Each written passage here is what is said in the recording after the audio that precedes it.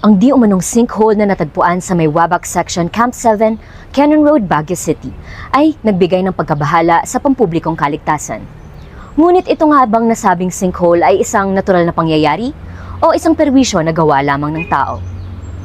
Nilinaw ng Mines and Geosciences Bureau Cordillera Administrative Region o MGB-CAR ang pagkalito ng mga mamamayan sa di umano'y sinkhole sa Wabak Section ng Cannon Road sa Barangay Camp 7, Baguio City.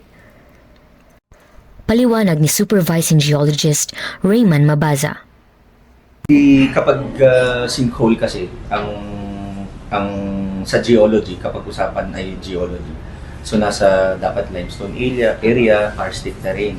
So napupunta tayo dun sa pinangyarihan kahapon na yung reported na sinkhole daw sa Wabak, sa Cannon Road ay hindi naman sinkhole, kundi ito this is a collapsed adit of small scale mining activity in the area.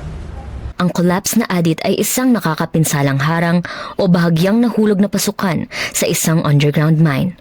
Kadalasang nagiging sanhi ito ng paghupa ng lupa sa ibabaw. Paliwanag ni Engineer 3, Philip Carl Sagayo.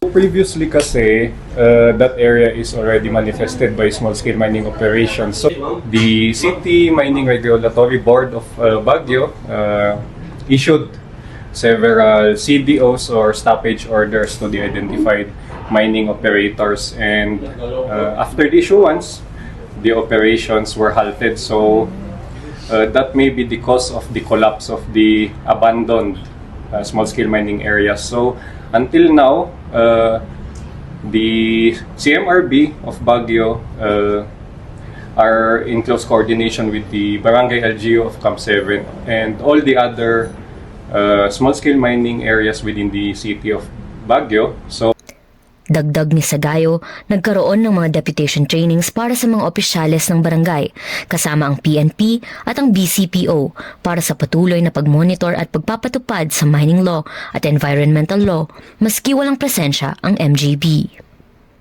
Simula noong ika-2 ng Pebrero, ang DPWH ay nagsagawa ng backfill operations, reinforcement at reblocking para sa kaligtasan ng mga pasahero, motorista at jeepney drivers na dadaan sa lugar ng nag-collapse na adit. Ako po si Catherine Bondok mula sa St. Louis University. Nag-uulat para sa DZWT 540 Radyo Totoo.